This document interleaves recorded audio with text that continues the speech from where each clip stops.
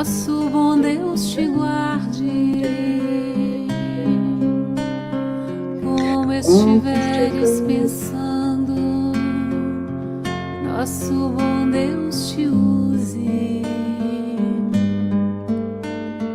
Onde te encontres na vida, que Deus te ilumine. Com quem esteja seguindo, nosso Senhor te guie. No que fizeres tu, peço ao bom Deus que possa te amparar, e em cada passo teu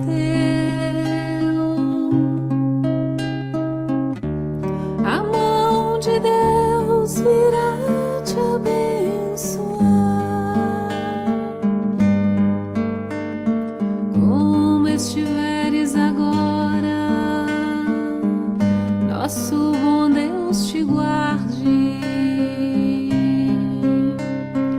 Como estiveres pensando, nosso bom Deus te use. Onde te encontres na vida, que Deus te ilumine.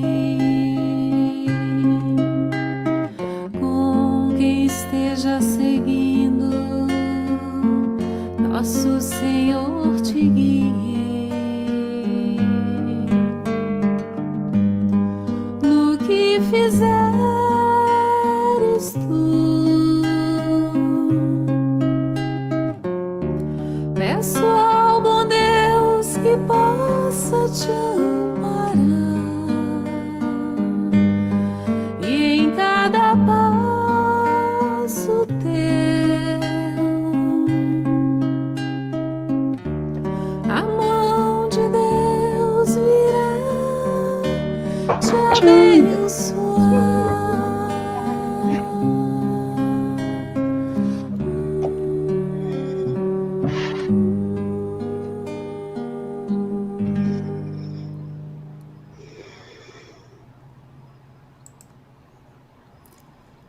Muito boa noite, amigos internautas, boa noite, Palova. Boa Nós temos noite. aqui uma turma já conectada conosco aqui, já se manifestaram a Vanessa Ribeiro, a Cláudia Noronha, o pessoal está chegando devagarzinho aqui, né? Muito boa noite. Vamos então aqui para fazer a nossa prece, né? Para a gente iniciar, nos conectarmos com o mais alto, pedindo um amparo ao nosso Mestre Jesus, a fim de que na noite de hoje possamos alcançar aqueles resultados ou acessar aquelas ideias, aquelas energias tão necessárias para o nosso desempenho das nossas atividades durante o dia, diante de todas as dificuldades que estamos passando por esses dias. Que as energias de harmonia, de equilíbrio que possam passar por essa live possam se expandir, se estender, alcançando leitos, casas, famílias, a fim de que o trabalho do Cristo possa encontrar em nós, de alguma forma, apoio para tudo que deve ser realizado. Pedimos, Senhor, que a Tua bondade, que Tua misericórdia esteja conosco, que a Tua inspiração esteja no coração e na mente da Palova na noite de hoje, e que todos nós, os ouvintes da noite, os internautas da noite, possamos assimilar essas energias e entender o que é pedido de nós. Que assim seja. Que assim seja. Muito bem, então vamos lá. A palavra é toda sua, né? Lá para as 9 horas, né, eu volto aqui para a gente encerrar, tá bom? Combinado. Boa Obrigada, noite, viu? lá. Boa noite, Sam. Tchau. Olá, pessoal. Que a paz do Divino Mestre Jesus possa ser alcançada pelos nossos corações. É para mim uma alegria muito grande estar junto com o pessoal dos Lares Unidos, né? Porque eu sempre sinto uma emoção que eu não posso ficar falando muito, porque senão transborda. Mas o meu coração está com cada um de vocês e mentalizamos a casa e, através do nosso pensamento, nós todos nos reunimos com Jesus para matar as saudades que nós sentimos dele e lembrarmos as suas lições que o Consolador Prometido veio trazer novamente para nós, né? Companheiros, o tema geral tratado são as parábolas de Jesus. E o tema específico dessa noite é a higiene, a pureza do nosso coração. O versículo base está em Mateus, capítulo 5, versículo 8. E em Mateus, no capítulo 5, a gente começa com o Sermão da Montanha, o famosíssimo Sermão do Monte. O Sermão do Monte, de acordo com a maioria dos espíritos que nos assistem, nos diz que é o verdadeiro compêndio da moral de Jesus. Que se algum dia se perdesse todos os escritos, todos os ensinamentos que Jesus nos deixou, e nós tivéssemos acesso ao Sermão da Montanha, nada se teria perdido. Porque o Sermão do Monte, ele é a condensação da mensagem que o Filho do Homem veio trazer para nós aqui na Terra. Nós, seus irmãos mais jovens, mais desajuizados também, mais desatentos também, mas seguindo as pegadas do Mestre. Já foi-se o tempo em que nós acreditávamos na existência de Deus. Hoje, nós temos a certeza absoluta que Deus existe e que Ele está em toda parte. Lembramos que Mateus não é o único evangelista, né? Mateus escreveu o Sermão da Montanha, escreveu a história de Jesus quando esteve conosco aqui na Terra, mas outros evangelistas o fizeram também, como Lucas, que é o evangelista que foi médico aqui na Terra, e também Marcos, não é? Mateus era o Levi, cobrador de impostos. E temos João, que também deixou o seu evangelho, um evangelho mais místico, né? E João, ele era tido pelos outros discípulos de Jesus como o discípulo bem-amado, porque João tinha uma espiritualidade um pouquinho mais elevada, então era o discípulo com quem Jesus conversava mais longamente. E, como acontece conosco, né, que somos humanos, os outros ficavam com ciúmes. Então, nós vamos ficar em Mateus, capítulo 5, e lembrar que essa mesma lição, de tão importante que foi trazida por Kardec no Evangelho segundo o Espiritismo. No Evangelho, a lição da necessidade de higienizar o nosso coração, de ter pureza no nosso coração, está no capítulo 8º. Então, muitas vezes nós ficamos nos perguntando por que é que Jesus falava por parábolas? Porque não seria muito mais simples se Jesus trouxesse os ensinamentos de forma direta? Não seria. Por quê? O próprio Jesus nos informou que apenas os discípulos, os 12 mais chegados, é que tinham condição de compreender o que ele estava falando na verdade. Por isso que ele falava por parábola. As parábolas eram histórias do festim das bodas, história do bom samaritano, história do filho pródigo. E existe em cada uma dessas histórias uma lição moral que a gente interpreta de uma maneira mais fácil existe também uma lição espiritual, para aqueles que têm olhos de ver e ouvidos de ouvir. E foi necessário que se passassem muitos séculos para que nós pudéssemos compreender alguma coisa dos ensinamentos que Jesus veio nos trazer. Então, nós começamos aqui no Evangelho segundo o Espiritismo, diz o seguinte: simplicidade e pureza de coração. Então, está colocando a simplicidade como pureza de coração. E a gente tem que lembrar que o Sermão do Monte, no próprio Mateus, capítulo 5, começa assim: e Jesus era seguido por uma multidão. Multidão na interpretação de um tanto de gente, mas também um tanto de coisas embaralhadas, um tanto de ideias, um tanto de tentações, um tanto de vícios, um tanto de confusão, né?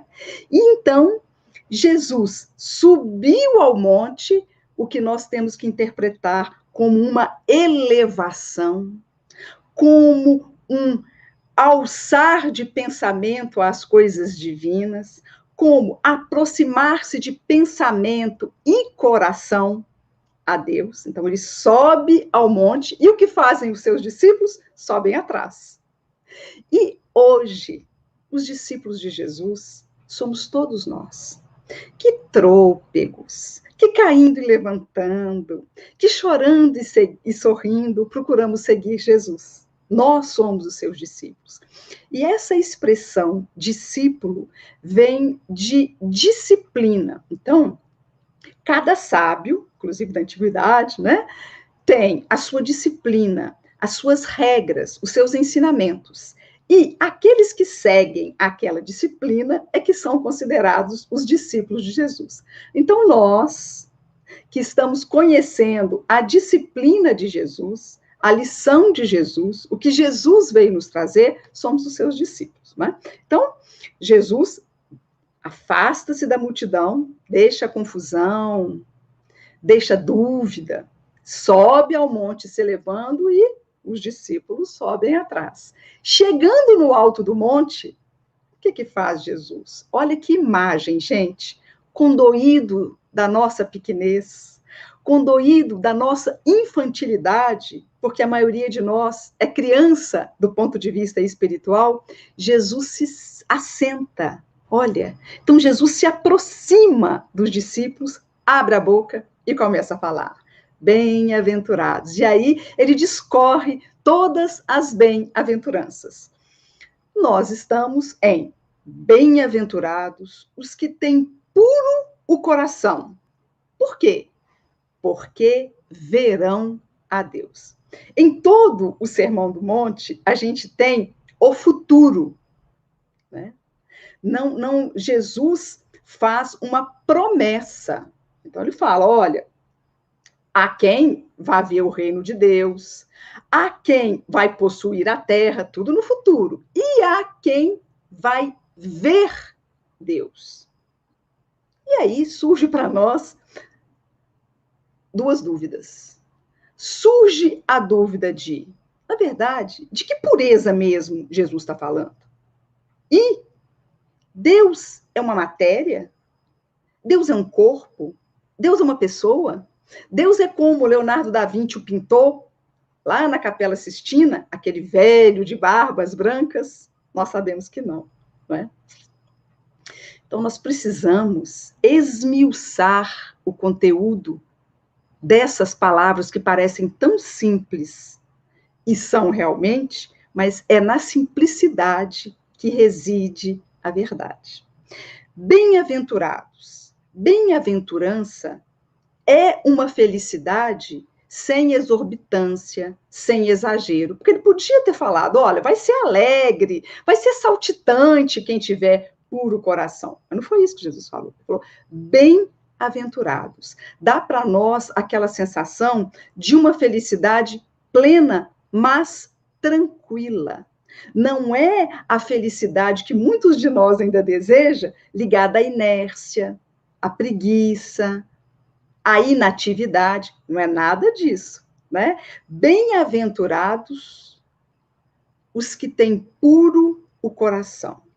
A pureza que Jesus estava se referindo, num sentido primeiro, terra a terra, é para fazer uma contraposição com a enormidade de exigências que os hebreus faziam. Havia no Levítico, que é como se fosse o evangelho, né, como se fossem as regras dos judeus, mais de 600 regras que eles deveriam seguir para estar obedecendo à lei de Deus. Então, tem hora para rezar, tem uma posição para rezar, tem aqueles que podem fazer oferendas a Deus, porque quem tem um defeito físico, os coxos, os leprosos, eles não podiam entrar no templo, não podiam fazer oferendas, não eram considerados dignos, não é? As mulheres, na época do período menstrual, também não, isso nos faz lembrar aquela parábola maravilhosa da mulher hemorroíça, né? Hemo, de sangue, então ela tinha uma hemorragia que não cessava. Imaginemos que se no período menstrual normal de saúde da mulher, os hebreus a repudiavam, ela não podia chegar perto de ninguém, imagine uma que tivesse constantemente um fluxo sanguíneo. Era uma mulher totalmente rejeitada. E olha a coragem dessa mulher de estar no meio da multidão, e ela era conhecida, né? E tomar a atitude. Sabe, quando Jesus fala, pedi e obtereis, batei e abri-se-vos-á, buscai e achareis? A expressão da lei do trabalho, a expressão do agir, foi isso que a mulher hemorroíça fez. E fez de uma maneira com tanta fé que Jesus falou, opa, alguém me tocou. Ah, mas estava todo mundo tocando Jesus. Mas Jesus falou, saiu de mim uma virtude. Jesus sentiu a diferença do toque daquela mulher. Isso nos traz a notícia maravilhosa de que Jesus não estava se preocupando ou sentindo todo mundo que estava empurrando, gritando, pedindo. Aquela mulher que tocou com fé foi quem ele sentiu, não é? Isso é um recado para nós. Para nós, nesse momento de grande provação, porque toda a terra está passando, não é? Em que cogita-se de ser, por exemplo, a terceira guerra, uma guerra de vírus, né? Em que não há destruição externa. Não há. Os prédios estão intactos, as ruas estão intactas, ninguém joga bomba em ninguém, não é? Mas nós estamos todos sendo conclamados, convidados, incentivados a passar pela porta estreita e conhecer a nós mesmos. Claro que nos primeiros momentos, muitos de nós tentamos nos distrair. E são joguinhos na internet, e filmes de Netflix, e televisão o tempo inteiro. Mas agora, todos nós estamos percebendo que se nós não alcançarmos o nível que precisamos alcançar, a pandemia pode não cessar. Olha como ela tem se renovado. Ela está vindo em ondas, não é? Então, a pandemia, ela tem um significado para nós espíritas cristãos, não é? Que temos a aventura, a felicidade de conhecer a terceira revelação, que é o estudo do Evangelho de Jesus, sem fórmula mágica, sem segredinhos. Imaginemos nós que no começo a Bíblia era lida em latim e o padre ficava de costas para o povo. Então, muitas coisas dos evangelhos não eram compreendidas, e as pessoas iam seguindo pelo medo de queimar no fogo do inferno eternamente, né? Se nem as penas do homem, que é tão involuído, são eternas, por que as de Deus seriam? Mas, enfim. Então, nós estamos, neste momento da pandemia, muito assustados, às vezes, porque nós nos esquecemos que Deus não criou o planeta Terra e o universo e depois foi embora para outro lugar. Deus continua dentro de nós, porque cada um de nós, ao ser criado, recebeu a sementinha divina. Por isso que Jesus falava, Gente, não coloca a luz de vocês debaixo do velador, não. Deixa a sua luz brilhar, porque Jesus sabia, conhecia essa condição nossa de termos a centelha divina dentro de nós. Então, este momento da pandemia, primeiro, é um momento de fortificar a nossa fé em Deus. A nau, o navio, o grande barco terreno, não está à deriva. Jesus, o governador do planeta Terra, continua no leme. Ele pode parecer que está dormindo para que a gente fortaleça a própria fé. Por quê? Se os espíritos protetores fizerem tudo para nós, que vantagem nós teremos? Que prêmio nós poderemos receber? Se alguém faz a prova para nós na escola, nós podemos até passar de ano, mas como é que vai ser para enfrentar a nova realidade, né? É igual quando Pedro, quando esteve em cadeias, preso, né, ele pediu a Deus e Deus enviou um anjo, como Tobias também no Velho Testamento teve um anjo dele, e o anjo quebrou as cadeias, libertou Pedro, Pedro saiu andando da prisão, né, feliz, e quando ele olhou para o lado, cadê o anjo? É porque Deus não podia permitir que fosse tirado de Pedro o mérito de, depois de ter sido ajudado, ele, por seu próprio esforço, continuar a sua obra, não é? Ajuda-te, que o céu te ajudará. Então, a nossa parte é a manutenção da nossa fé, é o sentimento de confiança absoluta em Deus. E depois, usar o raciocínio nessa fé, porque nós já sabemos que a fé tem que ser raciocinada. E fé, de acordo com Allan Kardec, é só aquela que pode olhar frente a frente a razão em qualquer época da humanidade, nessa época da pandemia também. Então, Deus está em todas as coisas. Ele está dentro de nós, como ele está também naquele que nos pede ajuda, como ele está no céu que continua azul, nas árvores que continuam balançando docemente ao sabor do vento, nas nuvens branquinhas que correm o céu. Ele está nos nossos irmãos, ele está na dificuldade que nós enfrentamos, ele está na certeza de que nada acontece sem a permissão divina, os fios de cabelo da nossa cabeça estão contados. E se Deus cuida e zela pelas aves do céu, que não fará por nós, que já passamos da fase evolutiva do animal e chegamos à fase hominal, que é a fase do raciocínio? Deus está conosco, está em toda parte, e Ele se aproxima de nós. Vai bastar que a gente faça um pequenino movimento. Vamos lembrar aqui da parábola do filho pródigo. Quando o filho gastou toda a fortuna do pai, somos nós, esbanjando saúde, esbanjando tempo, esbanjando recurso, aí a gente gasta tudo. E quando está na situação de penúria, a gente lembra de Deus. Aí a gente, Deus, eu preciso me aproximar, voltar para a casa do pai. E aí ele vai correndo. O pai não esperou o filho entrar em casa. O pai foi ao encontro do filho, o abraçou e o beijou no meio do caminho. É isso que Deus faz por nós, não é? Então, estamos atravessando dias difíceis, mas cada um de nós que está encarnado no planeta Terra neste momento, sabia que nós íamos passar pelo que nós estamos passando.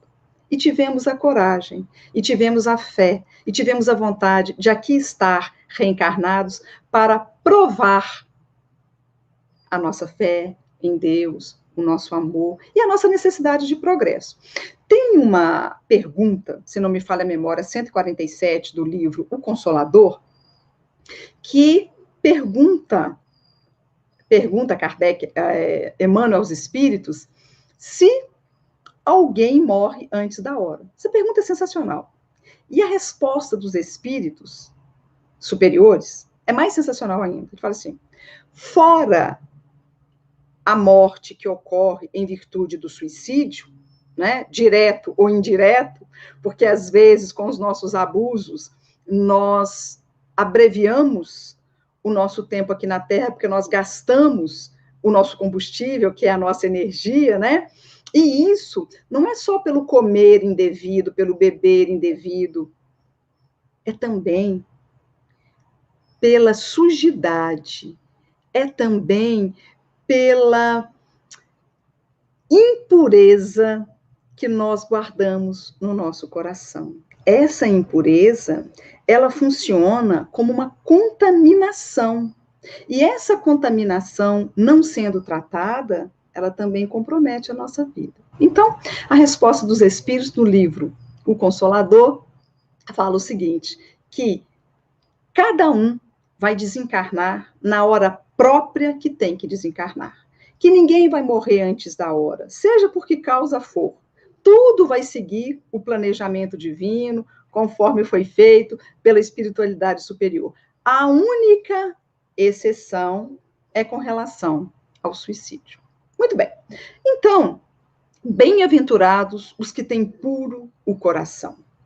A impureza, além de todos os vícios que nós já conhecemos, né? O orgulho, a vaidade, o egoísmo, a gula, a luxúria, a sexualidade desgovernada, todas essas impurezas contaminam o nosso coração, de modo que essa contaminação é como se ela sujasse uma janela de vidro. E a janela estando toda embaçada, toda empoeirada, toda cheia de sujidade, ela nos impede de ver a Deus. Porque quando a gente traz o coração impuro, o nosso olhar fica impuro. Então, nós olhamos as pessoas e, em vez de enxergar os nossos irmãos que estão em caminho da evolução, que podem ter se equivocado, que podem ter errado, mas nós erramos também, né? Nós enxergamos vícios e defeitos. Quando nós temos a impureza no nosso coração, nós ouvimos as palavras sempre como se elas fossem um mal para nós, como se elas estivessem sendo ditas para nos prejudicar, quando, na verdade, nós não sabemos por que aquela pessoa está naquela condição que está. Às vezes, ela está atravessando um momento de grande sofrimento, de grande angústias, porque existem os sofrimentos ocultos, né? Quando uma pessoa está passando por uma grande provação, muitas vezes ela consegue receber ajuda de muita gente. Mas aqueles flagelos, aqueles sofrimentos ocultos, simbolizados pelas angústias que nos tomam às vezes, pela depressão que nos assalta, pela desconfiança que nos visita, pelo medo que se apodera de nós. Esses tormentos ocultos é que muitas vezes ocasionam atitudes indevidas que são enxergadas, ouvidas, sentidas pelos nossos irmãos pelo seu lado pior, não é? A pureza do coração, ela é alcançada, ela é atingida quando nós conseguimos os processos de higiene. Na verdade, estar reencarnado aqui na Terra é um grande banho. O propósito é esse. É um grande banho que nós estamos tomando. Estamos mergulhados na carne como se estivéssemos mergulhados num oceano das nossas dificuldades. Mas por que tantas dificuldades? Por que tantos escândalos, se Jesus falou que o escândalo há de vir, porque é um planeta de provas e expiações, mas ai daquele por quem o escândalo venha?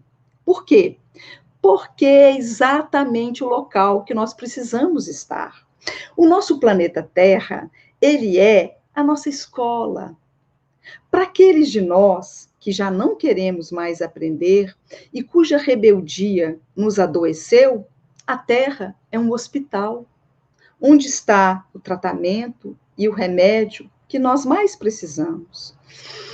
E quando nem a escola e nem o tratamento resolve, o planeta Terra se transforma numa prisão. Sabe quando Jesus convidou para o festim das bodas e ninguém queria ir? Aí ele mandou chamar as pessoas da redondeza. As pessoas foram, sentaram para o banquete nupcial e algumas não estavam com a veste nupcial. Qual que é a veste nupcial? É exatamente a pureza de coração. Né? A noiva, quando se veste de branco, ela simboliza a pureza. E a veste nupcial daquela parábola é a nossa pureza de coração. E o que Jesus fala na parábola? Que aqueles que não têm pureza de coração terão os pés e as mãos atados e lançados nas trevas exteriores. Ter as mãos atadas, amarradas, ter os pés amarrados, é impedir movimento. Impedir movimento é estar aprisionado em enfermidades, como a idiotia, né, a hidrocefalia, como os aleijões. Tudo isso são prisões. Por quê? Porque quando Jesus nos falava brandamente, através dos sussurros dos seus ensinamentos, das suaves palavras, das luzes que ele veio trazer para a Terra, a gente não queria ouvir. A gente não queria ouvir porque a gente tinha que ir para o campo trabalhar, a gente tinha as ocupações da gente. Mas hoje, trabalhadores da última hora que nós somos, nós sabemos que precisamos aproveitar as oportunidades. Não para sair destrambelhado, para fazer loucuras, para meditarmos, para pensarmos. Por que será que eu estou trancado dentro da minha casa, com a minha mãe, com meu pai, com meu irmão, com a minha irmã, com aquele familiar, com alguma pessoa com quem eu não tenha muita afinidade, né? É porque com Jesus nós aprendemos que a gente pode ganhar o mundo, mas que se a gente perder a guerra dentro de casa, teremos perdido tudo, né? Porque essa guerra é aquela guerra que Jesus falou, não vim trazer a paz, mas a espada, a divisão. Porque aqui na Terra, nós viemos trazer as nossas vicissitudes, viemos passar pelos escândalos do sofrimento e da dor, com o objetivo de nos purificar. Porque purificando, nós vamos ser bem-aventurados, e sendo bem-aventurados de coração puro, nós veremos a Deus. E vamos descobrir que Deus está na pureza da criança dentro de nós. Que a maldade, ela, na verdade, não existe. Muitas vezes, ela está fantasiada de perversidade mesmo, mas, no fundo, ela é ignorância. Porque se o mal existisse de verdade, Deus não seria onipresente. Onde estivesse o mal, Deus não poderia estar. Como Deus está em toda parte, o mal não existe. O que existe é a ignorância do bem. Mas, como acontece com a criancinha, que comete um equívoco e a gente não se desespera porque a gente pensa assim, ela é pequenininha, ela vai aprender, Deus olha para nós com o mesmo olhar. Os espíritos protetores olham para a gente com o mesmo olhar. Jesus, que falou que não veio para os sãos, mas para os doentes, sempre olhou para as pessoas que tiveram a graça de conviver com ele, né? Imagina conviver com Jesus. Ele sempre olhou para o lado bom. Ele não viu a mulher obsediada que era Maria Madalena. Ele viu aquela mulher que depois ia trabalhar pelos leprosos até o final da vida dela. Jesus não olhou Pedro como aquele que o negaria 3 vezes. Olhou Pedro como aquele que fundaria as suas igrejas.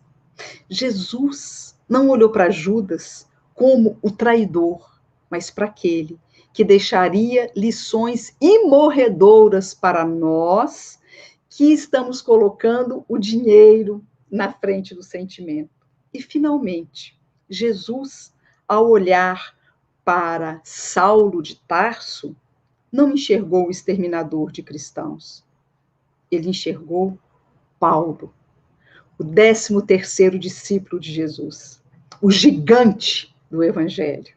Não é? Então, Jesus olha para nós também, não por causa das dificuldades que a gente ainda tenha. Ele olha para nós com aquilo que nós podemos ser. E é nessa esperança que nós temos que trabalhar. Mas então, na época de Jesus, os judeus, muito formalistas, né, tinham regrinhas para tudo, então sentar para comer sem lavar as mãos era um pecado mortal. E nessa oportunidade foi que Jesus falou: olha, para que vocês ficam nesse formalismo de deixar por fora tudo limpinho, sendo que por dentro está cheio de iniquidades? O que adianta nós aparecermos na casa espírita tão bonzinhos, tão educados, sendo que pelas costas nós nos desmanchamos em maledicências? As aparências virarão pó junto com o nosso corpo de carne. E se nós não nos desfizermos dessas impurezas do nosso coração, enquanto nós estamos a caminho, vai ser muito mais difícil nos livrarmos disso no plano espiritual. Imagina o desencarne de uma pessoa que adorasse fumar, beber, não conseguisse de jeito nenhum ficar sem o sexo desregrado, e ela desencarna nessa condição. No plano espiritual, sem o corpo de carne, é que ela vai conseguir resolver essas questões da matéria? Não é não. Lá ela vai ficar desesperada, porque além de tudo, ela quer viver essas sensações da carne e nem tem carne própria. Vai ter que obsediar os outros para conseguir. Não é? Então, é muito mais difícil. Então, Jesus teve uma outra oportunidade também, que ele foi advertido, né, que ele estava comendo sem lavar as mãos, que ele falou: olha, o que mata não é o que entra pela boca do homem, mas é o que sai. Porque o que sai, sai do nosso coração. E aquele de nós que tem o coração impuro, não consegue ver Deus. Tem uma música linda, que eu não ouso cantar aqui, porque senão todo mundo vai sair correndo, que é aquela que fala: vejo Deus. Né? A gente se consegue ver Deus nas belezas da natureza, nós já estamos com um passinho adiante. Aquele de nós que consegue ver Deus nos nossos irmãos, opa, 2 passinhos adiante. Aquele de nós que consegue ver Deus na nossa dor, 1 passo adiante. E aquele de nós que consegue olhar para todas as pessoas, inclusive para nós mesmos, como nossos irmãos, caminhando rumo à evolução, esses andarão muito e verão a Deus em todas as coisas. Deus está em cada oficina de trabalho. Deus está em cada professor que ensina com amor. Deus está no trabalhador humilde que vai além da sua obrigação. Deus está em aquele que faz preces, não apenas por si mesmo, mas também por aqueles desconhecidos até, que sofrem. Deus está num gesto de bondade. E Deus está ainda naqueles que conseguem enxergar que a bondade e a misericórdia é que são os grandes tutores das nossas dores. Porque nós espíritas, às vezes, parecemos assim meio judeus. Olho por olho, dente por dente. Então, se a Mércia deu um tapa na Palova, é preciso que a Palova retribua o tapa na outra reencarnação. Aí na outra, a Mércia dá outro tapa, na outra eu dou um tapa, e aí a gente fica nesse círculo vicioso, ninguém evolui. Ora, claro que não é olho por olho e dente por dente, porque embora exista a lei de ação e reação, embora exista a lei de causa e efeito, em que a cada um é dado segundo as suas obras, em que cada um colhe aquilo que planta, a lei de Deus, está até no livro dos Espíritos, não é apenas de justiça, mas ela é de justiça, de amor e de caridade. Vamos ver um exemplo? Dona Ivone do Amaral Pereira, uma das médiuns mais maravilhosas que nós tivemos aqui no Brasil, ombreando aí com o Chico Xavier. Dona Ivone, ela veio de 2 reencarnações em que ela se suicidou se atirando no rio.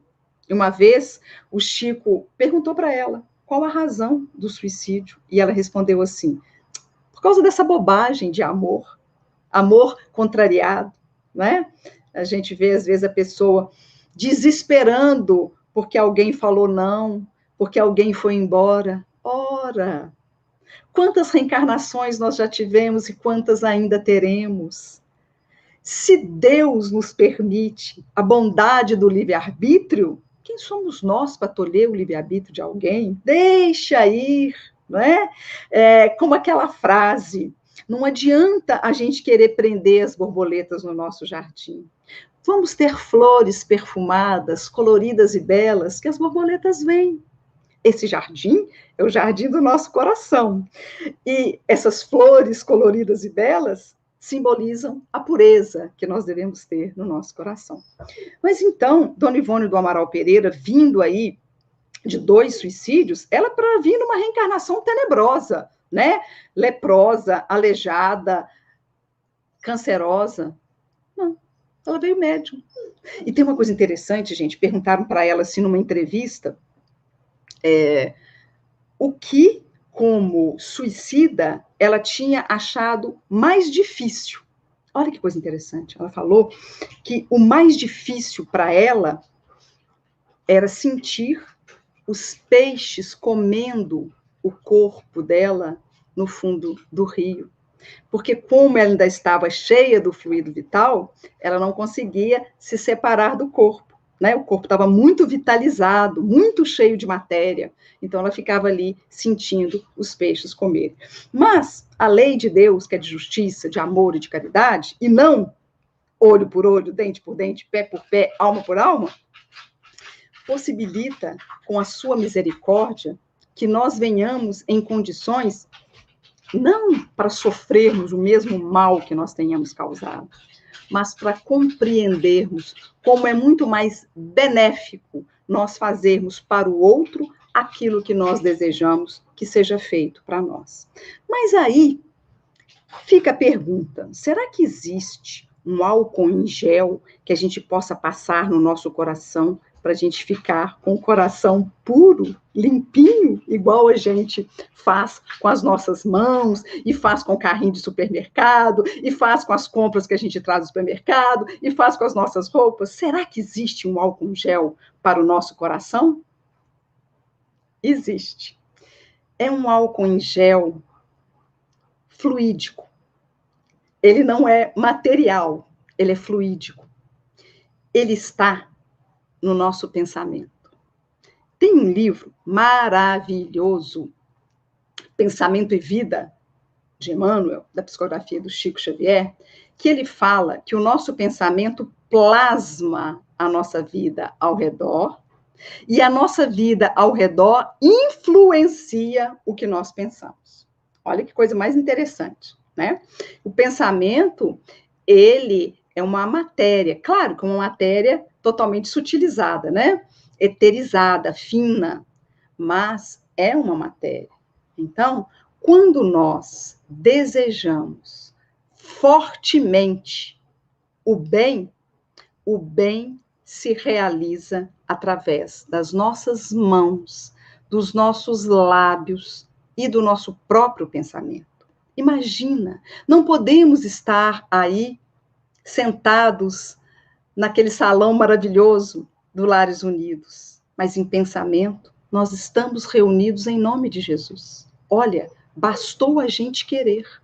Vejamos a bênção da internet. Quantas mães tão desesperadas porque o filho não queria sair da internet, que coisa diabólica a internet, e a internet hoje nos possibilita nos reunir. Até o WhatsApp é através da internet. Quantas mensagens, quantas bênçãos, não é? Quantas maravilhas nós obtemos. E o nosso pensamento pode fazer o mesmo. Vai bastar que nós desejemos nos aproximar de Jesus, subir o monte atrás de Jesus, que Jesus se assenta perto de nós para nos ensinar, para nos abençoar, para nos abraçar, porque muitas vezes a própria vida é um exercício de desapego. Precisamos nos desapegar de frequentar os bares, os restaurantes, os shoppings. Temos que frequentar agora o nosso pensamento, rever as nossas ações, conhecer a nós mesmos. Tem acontecido um fenômeno durante a pandemia muito interessante, que é o fenômeno de a maioria das pessoas nos atendimentos fraternos tem dito assim: nessa pandemia eu fiquei pior, eu descobri em mim defeitos que eu não tinha antes. Por quê? Porque nós paramos com a multidão de atrações que estavam em volta de nós, estamos tendo tempo para nos enxergar. E claro, nós somos espíritos devedores, nós praticamos muitas faltas, mas olha, enxergar essas faltas é o primeiro passo para consertar. Então, claro que nós praticamos muitos defeitos, muitos erros, nós fizemos muita gente chorar, não é? Nós causamos muitas aflições, desassossegos, preocupações, mas nós podemos, hoje, desejar modificar essas atitudes que nós tivemos. E vai bastar o pensamento álcool em gel, o pensamento limpando primeiro as nossas intenções, para depois o pensamento chegar livre, limpo a todas as pessoas. Que tal adotarmos como para casa, para essa semana que se iniciou ontem, pedir perdão a alguém que a gente sabe que magoou, que machucou, que contrariou, que desagradou de alguma forma? Pode ser pelo WhatsApp. Esse pedido de perdão, ele é o primeiro passo para você pegar esse vidro de álcool em gel fluídico que nós acabamos de inventar, né? Esse álcool em gel fluídico, ele não tem limite. Se a nossa questão é com uma pessoa que já desencarnou, não tem problema. Vai bastar que a gente mentalize essa pessoa e com ela nós estaremos, não é? Se é uma pessoa com quem a gente não está podendo conversar, temos aí o WhatsApp. E se for impossível falar com essa pessoa, perdemos o contato, vamos usar a força do nosso pensamento. Por quê? Com a força do nosso pensamento, nós podemos chegar aonde nós queremos chegar. A misericórdia de Deus é um negócio tão maravilhoso que a gente vê, por exemplo, no livro Há 2000 anos, né, o romance de Emmanuel. Públio Lentulus sonhou que ele era a reencarnação do avô dele. E, de fato, ele era. Ele era um senador que tinha feito muito estrago. E ele não voltou miserável, não voltou aleijado, não voltou enfermiço, voltou de novo como senador, para corrigir os estragos que ele fez. E quando ele se encontrou com Jesus, e Jesus disse a ele que estava no querer dele mudar de caminho naquele momento, ou daí a séculos, nós sabemos qual foi a escolha, não é, do nosso senador. Mas hoje, esse senador é aquele que deixou para nós centenas e centenas de mensagens instrutivas, esclarecedoras, para redimir-se dos seus equívocos. Então, Jesus já nos disse: misericórdia quero e não sacrifício. É a misericórdia para conosco. Perdoar as nossas dificuldades. Por quê? porque é uma maneira de limpar o nosso coração. E limpando o nosso coração, aquela janela de vidro que está em volta de nós, ela vai ficar transparente. Estando transparente, nós vamos poder enxergar Deus à nossa volta em todas as coisas. E a gente vai ficar maravilhado. Porque, de fato, Jesus escolheu para nós as maiores belezuras para enfeitar o nosso planeta. E nós, às vezes, passamos tão rápido, com tanta vontade de nos dedicar aos nossos sofrimentos, que nós esquecemos de ver. Essas belezuras que Jesus colocou na nossa vida, na forma da natureza, na forma de pessoas, na forma de livros. Gente, hoje, para estudar esse capítulo 5, versículo 8 de Mateus, peguei esse livro aqui, O Sermão da Montanha, de Rodolfo Caligares. Meu Deus, é como se a gente sentisse os ensinamentos saindo do livro e alcançando a nossa mente. Porque, na verdade, os ensinamentos que os espíritos nos trazem, eles são o incentivo para que a gente continue na nossa jornada. Se Paulo teve Estevão como o seu orientador espiritual, olha que coisa interessante, hein? Saulo mata Estevão, o primeiro cristão morto. Está no livro Paulo e Estevão. Paulo se converte na estrada de Damasco, de Saulo vira Paulo. E Jesus escala quem Paulo matou, que foi Estevão, para ser o seu protetor espiritual. Essas lições estão na literatura espírita em todo momento. Querem ver um outro exemplo? Vamos pegar aí o livro Nosso Lar, o primeiro livro da psicografia do André Luiz, né? André Luiz desencarna, passa 8 anos no umbral e depois começa a se encontrar com as pessoas que ele conheceu quando encarnado. Ele encontra com uma namorada que ele teve, depois a moça desencarnou com sífilis, numa condição muito triste. Ele encontra com um credor do pai dele, que o pai tirou tudo, vendeu até o piano, né, da família Silveira. Então, Deus está sempre colocando as oportunidades para que a gente, de uma maneira amena, de uma maneira suave, a gente corrija os nossos equívocos. E aí a gente possa passar a ver Deus em todas as coisas.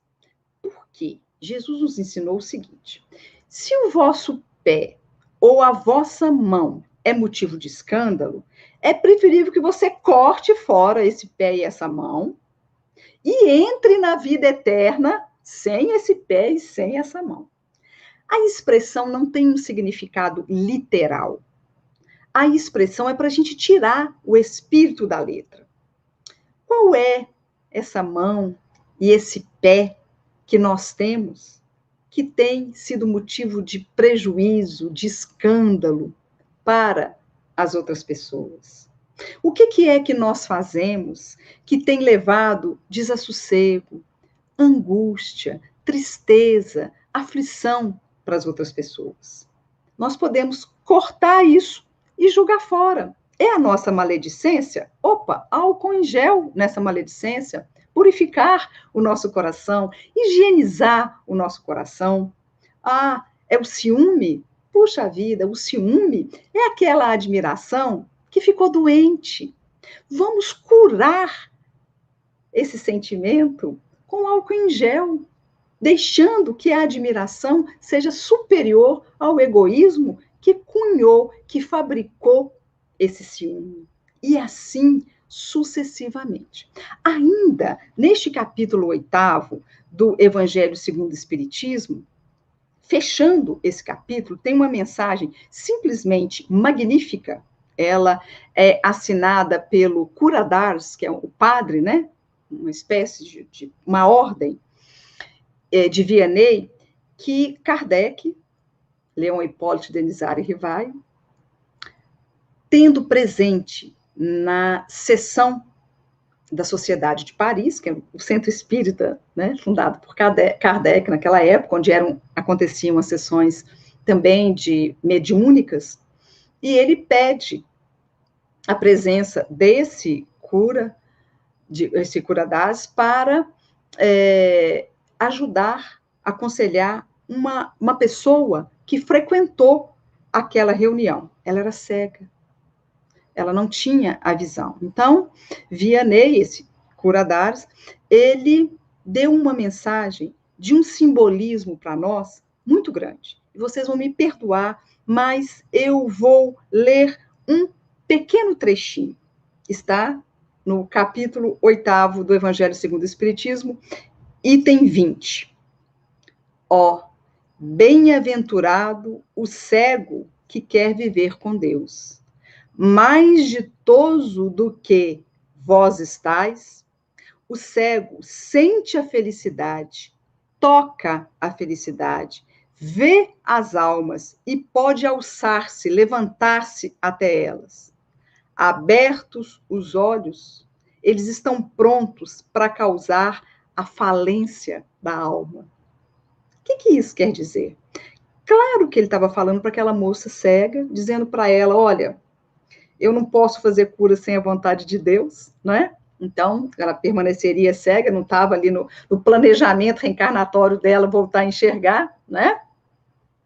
E ele disse a ela o seguinte, você não está cega como um castigo de Deus, porque Deus não castiga. Esse entendimento de que Deus nos castiga é porque cada um de nós enxerga Deus no estágio evolutivo em que a gente se encontra. Não é?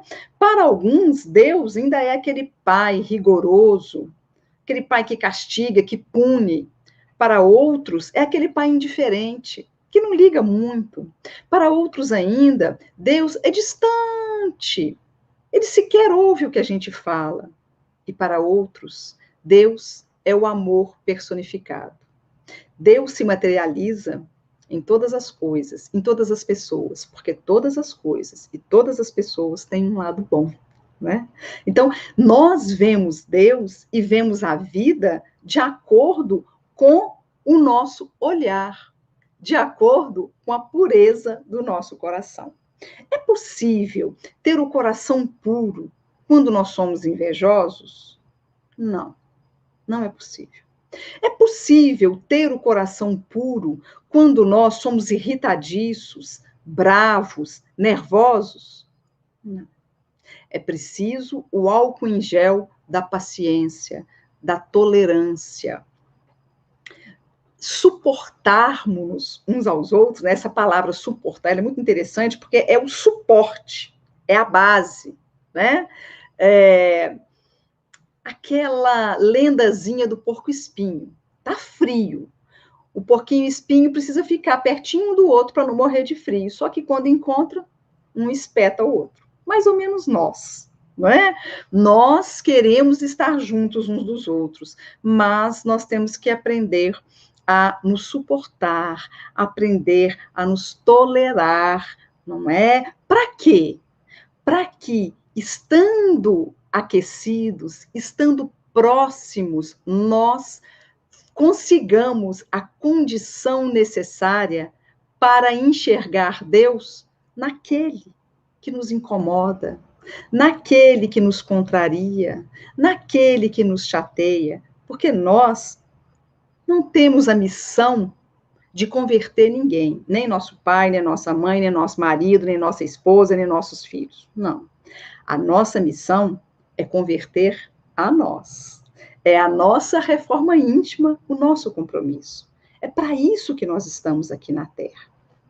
Gente, e como o nosso tempo está finalizando, tem uma palestrante maravilhosa, Anete Guimarães. Ela é uma neurocirurgiã, as palestras dela estão disponíveis na internet, e ela questionando por que, por exemplo, a espiritualidade gastou a mediunidade do Chico Xavier para psicografar essa quantidade de poesia aqui do livro Parnaso de Além Túmulo, ela descobriu, através de pesquisa científica, que também está na internet, que quando nós estamos falando, nós estamos usando uma parte do nosso cérebro. Quando nós estamos cantando, nós estamos usando outra parte do nosso cérebro. Uma observação interessantíssima que ela faz, por exemplo, é que as pessoas que gaguejam, quando cantam, não gaguejam. Ela está usando o outro lado do cérebro. Mas que na poesia, nós não estamos nem lendo e nem cantando. Então, quando nós conseguimos decorar uma poesia, nós estamos incentivando o nosso cérebro a renovar-se.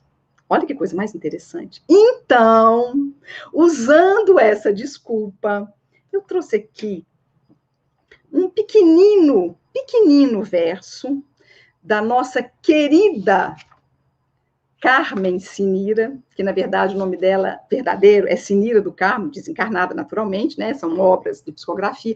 Aqui nesse livro tem poemas de Castro Alves, por exemplo, de Antero Quental, e essa obra, que quase ninguém lê, ela tem estudos comparativos das poesias enquanto eles eram encarnados e como que eles copiam a métrica, as frases quando desencarnados, como prova da autenticidade. Então, prevendo os problemas do Alzheimer, dos esquecimentos e etc., lá atrás, na década de 40, a espiritualidade, que enxerga mais do que nós, ditou as poesias. Para quê? Lendo as poesias e conseguindo gravá-las, a gente trabalhe essa parte do nosso cérebro e renove os nossos neurônios. Então, de Carmen Sinira, a poesia para a juventude. Juventude linda e ardente, mocidade querida que eu exorto. Meu coração de carne, esse está morto, mas minha alma que é eterna está presente. Zelai pelo plantio, ó juventude, das flores perfumadas da virtude. Porque depois dos sonhos terminados, em nossos ermos e últimos caminhos, ai, como nos ferem os espinhos das belas rosas rubras do pecado. Muito obrigada pela paciência, que a paz de Jesus se faça nos corações de cada um de nós. Muito obrigada. Muito bom, muito bom. Eu só posso falar por mim, né? Mas que seu objetivo era de recarregar baterias espirituais carregadas, viu? O ponteirinho tá lá em cima. Não estou sozinho, não. Vamos ver os comentários aqui. Deixa eu ver aqui, ó. O Mauro também está falando, né? Aqui, ó. Bem-aventurados somos nós diante desse banquete, ó. Vamos falar banquete. A Vani também, mesma coisa, ó. Mansidão nas palavras, banquete de luz, né? Então, estamos de baterias recarregadas. Muito obrigado pela palestra da noite de hoje. Um momentinho só para o nosso recadinho, né? Que é muito importante. O agendamento, gente, para o atendimento fraterno está acontecendo via WhatsApp. Se vocês desejarem utilizar, se vocês conheçam alguém que vocês acham que possa querer utilizar, né, liga lá nesse WhatsApp lá, deixa mensagem, né, que o responsável vai em tempo hábil vai responder. 982 11 72 31, né? 31 que é Belo Horizonte, 982 11 72 31. E tá chovendo de mensagem aqui. Da messa nunca pode faltar. Deixa eu ver o que ela está dizendo pra gente aqui, ó. Palova querida, eterna gratidão pela explanação luminosa, que possamos vivenciar os ensinamentos de Jesus. Deus te abençoe. Abraços. Eu não tenho palavras. Depois você entra na palestra lá, você consegue ver todos os comentários, tá? Que o pessoal deixa para você aí. Muito obrigado mesmo, né? Pelo banquete de luz, né? Por nos auxiliar, né? A nos reequilibrar, nos auxiliar a recarregar as nossas energias espirituais. E eu queria aproveitar um pouquinho mais dessa energia boa, se você pudesse fazer a prece de encerramento para a gente, por favor. Oi, Stanley, eu faço com muita honra e eu agradeço muito, viu? Todo o suporte, toda a ajuda que você está dando, que Deus te abençoe muito. Faço com muita alegria a prece. Senhor Jesus, nosso mestre tão amado e tão querido, nesse momento em que o nosso planeta Terra passa pelas aflições, permiti, Jesus, que a sua bondade se derrame sobre os nossos corações, que alcance a todos aqueles que estão sozinhos, vivenciando as suas próprias dores, para aqueles que em tumulto estão vivenciando as dores alheias causadas por eles mesmos. Que as vossas bênçãos se estendam pelas pessoas que jazem agora em leitos de dor. Que a sua misericórdia os conforte, os esclareça e os console. Ó Jesus, que as suas mãos de luz se estendam sobre os médicos, as enfermeiras, os porteiros, os motoristas das ambulâncias e todos aqueles que continuam na linha de frente com Jesus. E como a sua misericórdia, irmão querido, não tem limites, rogamos que estenda o seu olhar misericordioso para todos aqueles que se encontram em desespero, que se encontram em angústias, que temem tentar contra a própria vida. Jesus, ide também a todos os locais da espiritualidade, onde houver um irmão nosso gemendo de dor, desesperado pela maldade que deseja praticar. Jesus amado, fortaleça os espíritos protetores de cada casa espírita, especialmente os lares unidos. Que as bênçãos de luz se derramem sobre cada tarefeiro, que sintam no seu coração a multiplicação dessas bênçãos e a vontade irreprimível de distribuí-las com tantos quantos se encontrem à sua frente. Que a paz de Jesus esteja presente. Que assim seja. Obrigada. Que assim seja. Muito obrigado novamente. Boa noite a todos. Semana que vem estamos aí, se Deus quiser. Tchauzinho. Deus quiser.